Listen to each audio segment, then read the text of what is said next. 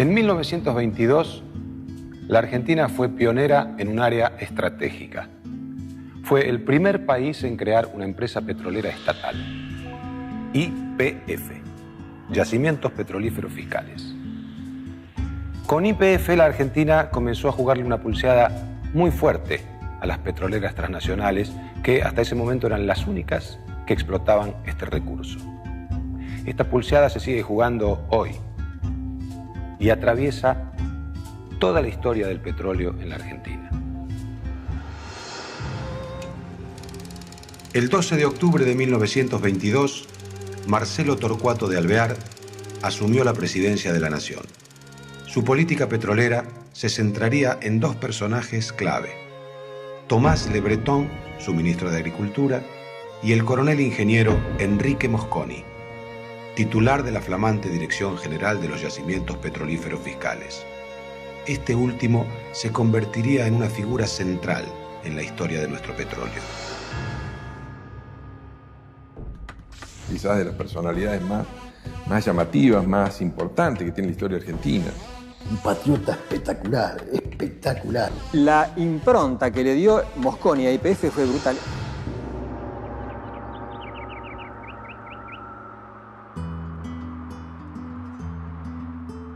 Hablar de General Mosconi es realmente sentirse, ¿cómo le puedo decir?, honrado totalmente. Yo lo califico personalmente como uno de los últimos patriotas.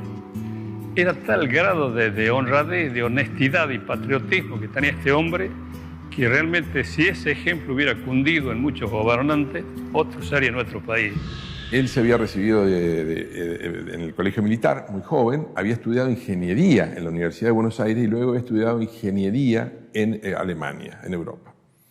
Y su especialidad no era el petróleo, era la aviación. Hijo de un ingeniero italiano que llegó al país contratado para la construcción de los ferrocarriles, en 1920, Mosconi se hizo cargo del servicio aeronáutico del ejército. En esa función se enfrentó por primera vez con el poder de los trusts petroleros. Huico, la empresa que vendía los productos de la Standard Oil, se negó a venderle combustible si no era mediante un pago al contado. En ese momento Mosconi tomó una decisión que cambiaría su historia y la del petróleo argentino. Allí, en el mismo escritorio, me propuse, juramentándome conmigo mismo, cooperar por todos los medios legales a romper los trusts. Sus políticas en YPF cumplirían con este juramento. Su constante prédica y su trabajo personal tienen una meta: la nacionalización del producto. Con sus auspicios nace el poderoso ente fiscal.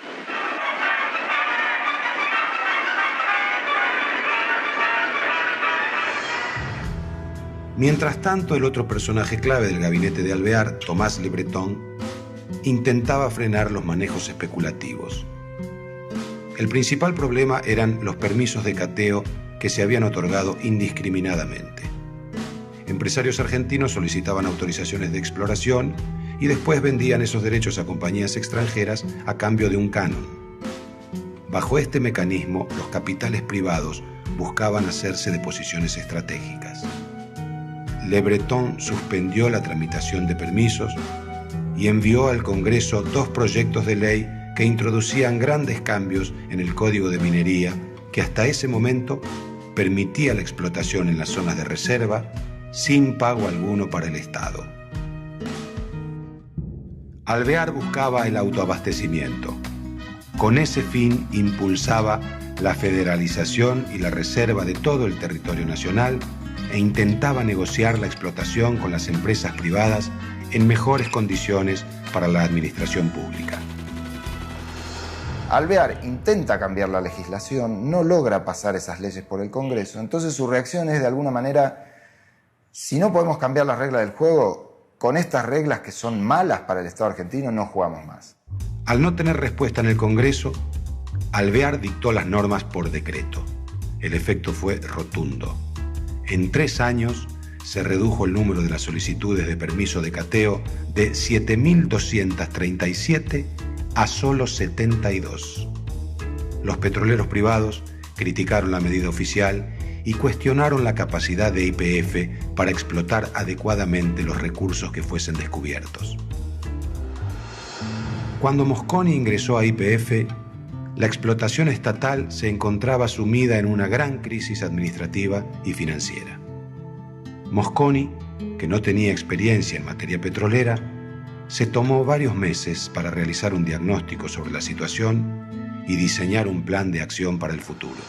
Alvear consolidó la influencia de Mosconi para transformar a YPF en una compañía estatal con claros objetivos de desarrollo productivo. Él se compromete con esta actividad y va a tener un periodo muy corto para la notable actividad que desarrolla, porque él va a estar de 1922 a 1930, es decir, 8 años. Y en esos 8 años va a hacer una cosa extraordinaria, va a reducir el tiempo de perforación y de producción, va a multiplicar la producción de YPF, porque establece principios de buena administración que luego van a ser copiados por las empresas de todo el mundo. Alvear y Le Breton apoyaron decididamente la gestión de Mosconi. Se estableció un nuevo reglamento que le daba facultades más amplias al nuevo director para controlar YPF.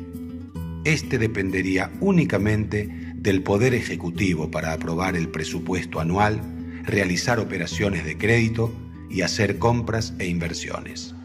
El plan de Mosconi no era que las empresas compartieran. Al principio decía que podía ser una empresa mixta, pero mixta con todo, y después fue estatal con todo.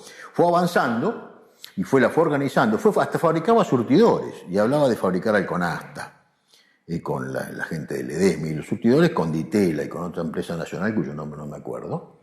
Y llega así avanzando, creando los surtidores, poniendo la bandera de YPF, creando pueblos con escuelas, con iglesias, con proveedurías, copando la Patagonia. La gestión de Mosconi se reconoce porque YPF comenzó a transformarse en una empresa conocida, con influencias regionales varias, empezó a explorar en otras áreas, y creció significativamente en el volumen de reservas que manejó y el de producción. Para aumentar la producción de petróleo crudo, se compraron nuevos equipos de perforación y se generalizó el sistema de extracción con bombas. También se realizaron obras para aumentar la cantidad de agua disponible, indispensable para la explotación, y para cubrir las necesidades de la creciente población de Comodoro. Como resultado, los pozos en producción pasaron de 89 en 1922 a 353 en 1926. En los primeros años de la gestión de Mosconi, la producción creció a un ritmo del 21% anual. Aquel ansiado anhelo de autoabastecimiento de combustible parecía estar cada vez más cerca.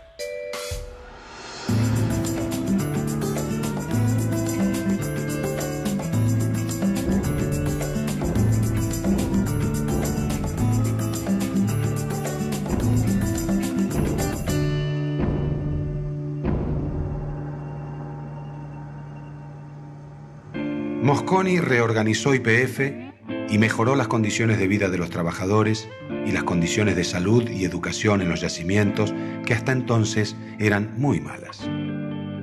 Hizo descender el precio de los alimentos creando cooperativas de consumo en Comodoro y Plaza Winkle, controladas por la empresa. También se construyeron barrios para el personal con viviendas dignas, por el que debían pagar un alquiler muy bajo, y se levantó un hospital.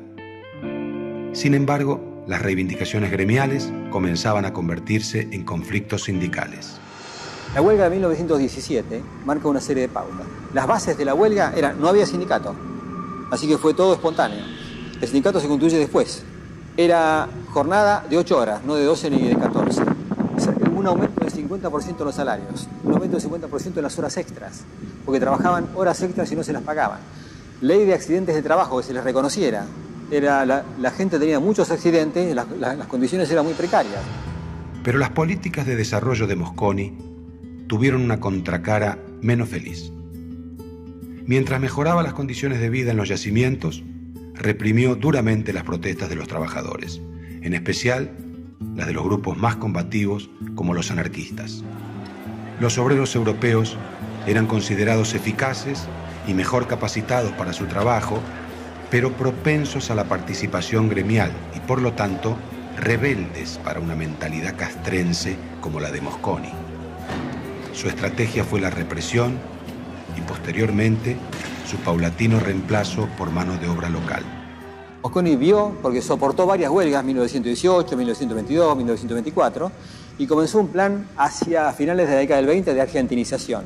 Comenzó a traer gente del norte argentino e ir reemplazando sistemáticamente a los extranjeros. Se empezó a ir al norte, a Salta, Catamarca, La Rioja, Mendoza, San Luis, a conseguir gente argentina y traerla acá para enseñarle el trabajo. Los mismos europeos fueron siendo los maestros o los profesores de la gente del norte que vino. A mediados de los años 20, YPF dio un paso fundamental en la historia del petróleo argentino. Construyó su primera refinería. Hasta ese momento la petrolera estatal lideraba la producción de crudo, pero su actividad era prácticamente nula en la refinación y la comercialización de combustibles. La mayor parte de las ganancias de este negocio se las llevaban las multinacionales extranjeras como la Standard Oil y la Shell, que dominaban el mercado de las naftas y el queroseno. Actividad en la que la empresa estatal prácticamente no participaba. Las compañías privadas, que en muchos casos utilizaban el petróleo extraído en el país, se opusieron a la nueva refinería estatal. En la medida en que YPF ingresara al mercado del refinamiento y la venta al público, sus intereses se verían atacados. Anteriormente a Mosconi, otros dirigentes que habían manejado la explotación petrolera estatal se habían dado cuenta de que además de tener petróleo era muy importante refinarlo y venderlo, porque la crema del negocio no era tanto el petróleo, sino la venta de combustibles al público. Vos sacás petróleo y tenés que refinarlo y sacar productos. Si no, en definitiva terminás vendiendo petróleo, dejando utilidades afuera y comprando productos. Argentina no tenía nada. Había una pequeña refinería en Comodoro, y una privada y una de YPF, pero nada más. Acá construyó un monstruo, construyó una refinería gigantesca. Pese a la resistencia de los privados, el 23 de diciembre de 1925, en la ciudad de La Plata, el presidente Alvear inauguró la nueva refinería acompañado de Mosconi y una abundante comitiva. Fue uno de los últimos actos en que participó Tomás Le Breton, alejado tiempo después por diferencias políticas.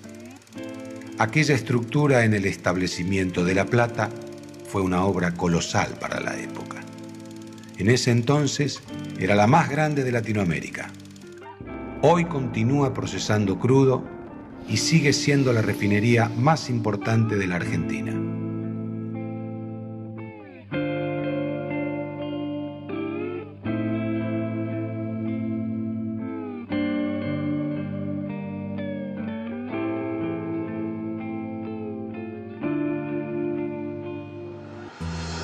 Con la construcción de la refinería, YPF podía participar en todas las fases de la comercialización del petróleo.